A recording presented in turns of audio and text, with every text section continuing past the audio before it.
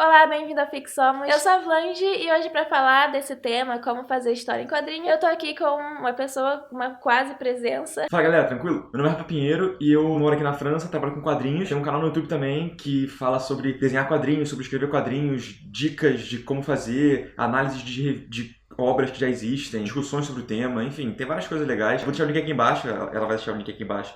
Então dá uma olhada lá depois. E eu preparei aqui algumas perguntas pra ele sobre criação de histórias em quadrinhos, começando por um tema que eu já falei um pouco no meu vídeo sobre Life is Strange, que eu vou deixar aqui no card, que as histórias de ficção, as narrativas de ficção, mesmo em diferentes mídias, elas têm uma coisa em comum, porque todas elas são histórias que estão sendo contadas, só que cada mídia onde elas podem ser contadas, cada mídia tem as suas particularidades. Então eu queria saber, primeiro, quais são as particularidades, assim, da história em quadrinho.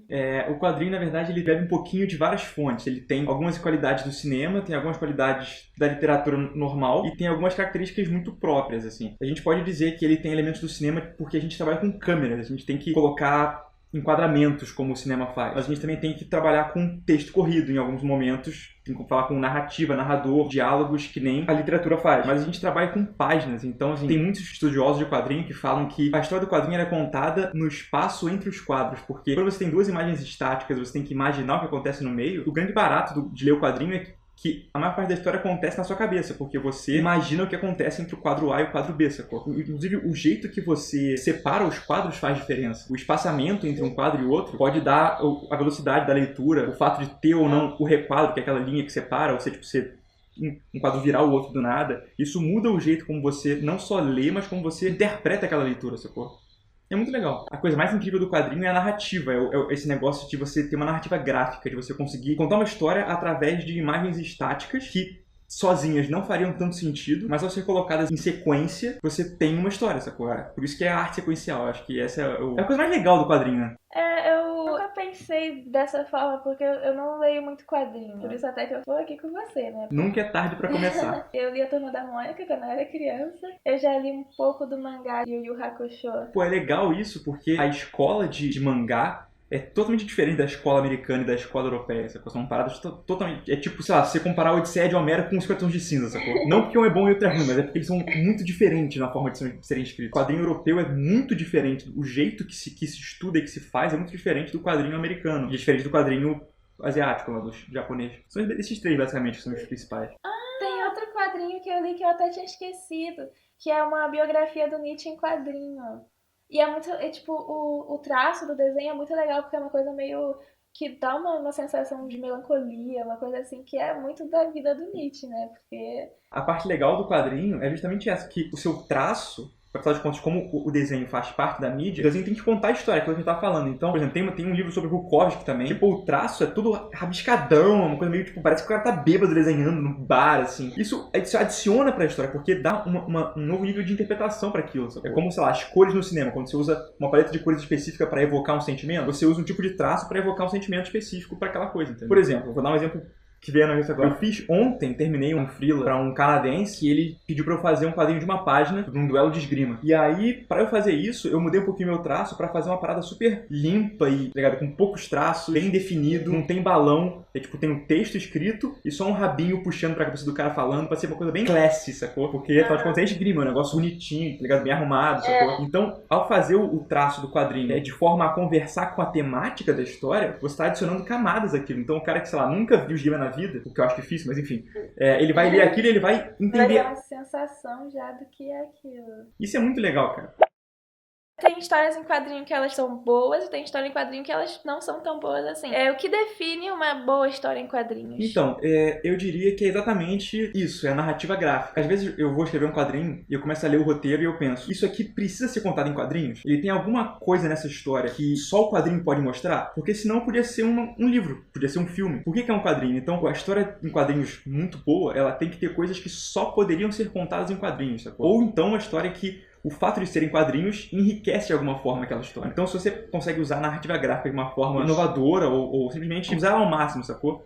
Você tem uma história bem contada. Não necessariamente a arte tem que ser impecável, ou o roteiro tem que ser incrivelmente complexo e rico e cheio de subtramas, Mas se você pegar uma história em quadrinhos que o ritmo dos quadros é bom, que a relação entre os quadros é boa, que a relação entre virada de página é boa, que as cores complementam a narrativa, acho que pra mim, pelo menos, isso é um bom quadrinho. E quais são as etapas para você criar uma história em quadrinho? Quem assim, quer começar uma história em quadrinho do zero, quais seriam as etapas para começar? Fazendo um jabazinho de leve, no meu canal tem uma série falando exatamente sobre isso, que é uma série onde eu falo os 7 passos para fazer um quadrinho. Pelo menos eu considero o jeito que eu faço. Você começa com a ideia, onde você pensa numa história ou numa coisa que você quer contar em quadrinhos. Depois você tem a etapa da imersão, onde você tem que estudar muito aquele assunto ou aquele tema, ou ficar fazendo brainstorming, desenhando personagens, desenhando coisas daquela temática para você se incorporar naquele tema. Depois tem a sinopse, onde você escreve a história de forma resumida, mas que cobre todos os pontos que precisam ser cobertos. Seria o roteiro, né? Seria o roteiro como algumas pessoas conhecem do cinema e tal. Depois tem o storyboard, ou thumbnail, que é quando você faz a história em páginas pequenininhas, como se fosse cada página do tamanho de um dedão, assim. Só pra você ter noção de como os quadros vão se encaixar e como a relação entre os quadros vai acontecer. E é nessa hora que a narrativa gráfica entra em ação, porque é aí que você decide esses detalhes que dizem respeito ao quadrinho. Depois você faz o lápis, e aí você faz a página no tamanho grandão a lápis. Depois você faz a arte final. Depois você faz as cores, enfim. 7 passos. Você tem alguma dica ou alguma recomendação para alguém que quer escrever história em quadrinho? Alguém que quer se tornar quadrinista? Tenho 2. A primeira é ler muito quadrinho. E quando eu digo ler, não é só ler por ler, sacou? É você ler estudando, digamos assim. Ler, analisando, eu diria. Se você quer saber, ser um cineasta, você não só vê o filme, você vê o filme e sabe, você começa a comentar, falando, aquela cena foi legal, aquele personagem foi bem escrito, esse tipo de coisa. Quando você lê um livro, por exemplo, você também fala, não, pô, esse capítulo foi legal, sei lá, esse personagem foi bem desenvolvido, o arco foi bom e tal. Então quando você começa a ler quadrinhos, você quer fazer quadrinhos, você tem que começar a analisar também, falar, essa página foi bem desenvolvida, essa condução de leitura foi muito boa, essa posição de balão está bem feita. Ver o que é bom e tentar entender por que isso é bom. Exatamente, é ler com um propósito. E a segunda coisa é estudar, ler livros sobre quadrinhos. Existem teóricos de quadrinhos, não são muitos, infelizmente, mas tem gente que estuda quadrinhos a fundo e ler sobre é importante. Não só ler a mídia, mas ler sobre a mídia. Eu tô falando de escrever, mas se você quiser desenhar quadrinhos, tem que treinar desenho também. Importante. Sempre bom. Você enxerga paralelos entre quadrinho e literatura? Sim, eu não sei dizer muito assim quais seriam, mas com certeza tem. Agora não sei se falou olhando pra você pra câmera. Então, eu acho que quando a gente tem a história em quadrinho, tipo, a gente consegue ver a história lá do mesmo jeito como a gente consegue ver uma história quando a gente tá lendo um livro, um romance, um conto, qualquer coisa assim, numa narrativa escrita, literatura. Só que tem essas diferenças assim, porque o quadrinho ele é mais rápido de ler, dependendo também do livro. Às vezes o livro ele tem um texto mais opaco, um texto mesmo que chama mais atenção, além da história. Na minha experiência em quadrinho, não tem muito disso. Às vezes você tem os desenhos chamando mais atenção, mas mesmo assim você dá mais importância pra história do que em alguns livros. Por exemplo, se você pegar um Lolita da vida, você não tem muita história ali. Você tem, tipo, uma importância maior nas palavras, no jeito de se contar a história. Uma Clarice Lispector, por exemplo, às vezes você não tem história. Você tem o jeito de se contar a história, as palavras usadas pra se contar aquela história, as construções das frases e tudo. E isso é o que chama mais atenção nesse tipo de texto, que é o texto opaco. Na minha experiência, assim, lendo quadrinho, obviamente, por você não ter uma narrativa que é contada só através de palavras, você não tem tanta possibilidade de fazer o texto chamar mais atenção, assim. Então, acaba tendo mais atenção pra história. Mas, por exemplo, no Yu Yu Hakusho, tinha alguns quadros que eles tinham uns desenhos tão detalhados, assim, que eu ficava olhando o desenho. Nessa época, eu até desenhava um pouquinho. Aí eu ficava reparando no traço e tal. Às vezes, eu perdia um tempão, ao invés de ler o quadrinho, eu ficava olhando o desenho. Turma da Mônica era coisa mais infantil, então até os quadrinhos aí são mais simples. O desenho também do quadrinho, a posição dos quadros, tá certo falar isso? Tá. A posição dos quadros, ela é mais simples. Tem uma palavra bonita pra isso, chama-se decoupage, em francês. A organização dos quadros na página. Na Turma da Mônica, não necessariamente, mas tem vezes que o autor ele opta por fazer uma disposição de quadros super simples, porque isso acrescenta pra narrativa de alguma forma. Por exemplo, Watchmen, que é um quadrinho famosão, que teve filme, é uma obra-prima. E aí o Alan Moore e o Dave Gibbons, eles optam por fazer os quadros, as páginas quase todas iguais. Ela sempre tem, tipo, 9 quadros, tipo uma grelha, sempre de 9 quadros. E aí isso tem um propósito narrativo, sacou? Como a história é sempre 9 quadros certinho, A hora que não é, esse quadro que não é faz muita diferença, entendeu? Ele é muito mais impactante. Então ele controla o ritmo de leitura através da forma e posição dos quadros. O que você estava falando sobre você ficar olhando para o desenho e tal, é muito legal porque é isso que diferencia o quadrinho de ilustração por si só. Porque acho que o objetivo do quadrinho é você conseguir contar uma história através do desenho. É uma coisa que só o quadrinho faz, como, sei lá, fazer essa literatura opaca, só a literatura consegue fazer, entendeu? Ou fazer, por exemplo, sei lá, um tracking shot de cinema, só o cinema pode fazer. Então tem coisas muito peculiares de cada mídia que acho que... É o que dá riqueza. Exatamente.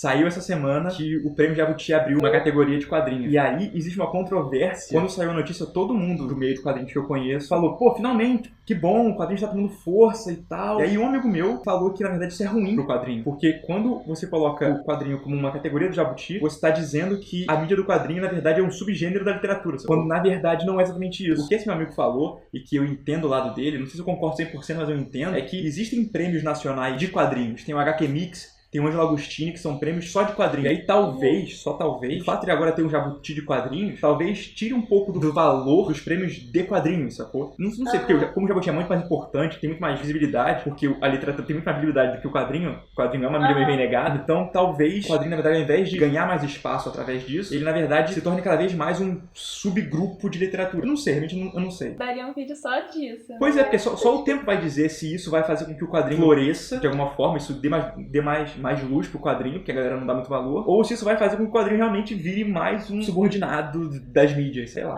Eu acho que tem muita gente que não conhece quadrinho, não pega, não lê, tipo eu. E aí talvez com essa coisa de botar uma categoria de quadrinho, talvez chame mais a atenção das pessoas pro quadrinho. Na minha opinião, eu acho que ele tá certo, que de fato vai chamar a atenção de um jeito errado, mas por outro lado vai chamar a atenção. Então eu acho que a gente precisa disso, mesmo que a gente, sei lá, a gente vai se corromper um pouquinho, digamos assim, pra ganhar uma visibilidade que a gente tá precisando, porque o quadrinho tem esse estigma de que é uma mídia ruim, é coisa de criança. O Brasil tem isso. Não é só o Brasil, mas estamos falando do Brasil aqui, então o Brasil tem esse denigra a imagem do quadrinho, sacou? Então acho que é isso, acho que dá pra encerrar. Fechou. Eu espero que vocês tenham gostado do vídeo. Eu agradeço ao Rafa por falar aqui, né, Eu que agradeço. Pelo tempo cedido. O canal dele vai estar aqui na descrição, as coisas, as referências que ele indicou, vai estar tudo aqui na descrição do vídeo. As redes sociais dele também vão estar na descrição, pra você seguir ele lá. E também as minhas redes sociais também, YouTube, como sempre, né? Tem o meu site, que é rafapinheiro.com, deve estar na descrição. E ele tem alguns quadrinhos curtos que eu fiz, tipo esse da esgrima que a gente conversou mais cedo. E tem os projetos grandes que eu fiz, que é a ficção científica, os tomos de Tessa, que tá lá também. E o que eu tô fazendo aqui na França, que é um quadrinho steampunk sobre pessoas de fogo. É uma doideira. Depois você olha lá no link, mais fácil do que descrever. Afinal de contas, o quadrinho tem as imagens, então melhor do que falar é ver as imagens. E é isso, então. Até a próxima. Valeu, aquele abraço. Tchau, tchau.